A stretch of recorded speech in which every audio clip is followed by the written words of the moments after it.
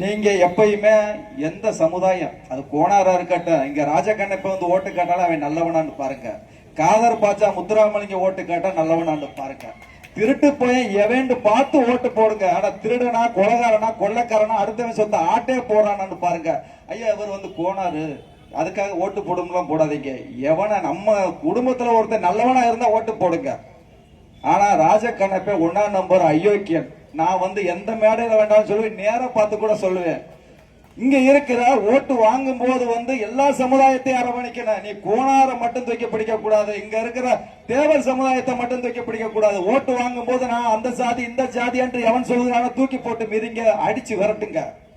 நீ திமுகவில் தானே ஓட்டு கேட்டு வர்ற, நீ அதிமுக தானே ஓட்டு கேட்டு வர்ற. எதுக்கு வர்ற? நான் பொதுவானவன், எந்த ஜாதி இல்ல எந்த கட்சி இல்ல, நாங்க எல்லா பேரும் ஒண்ணுன்னு சொல்லித்தானே ஓட்டு கேட்கிற.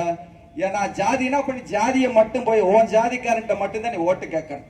நான் வந்து இந்த ஜாதியில பிறந்த இந்த ஜாதியை தவிர எனக்கு எந்த ஜாதி ஓட்டு வேணாம்னு சொல்லுங்க, ஒரு அயோக்கியன்னு சொல்ல மாட்டான்.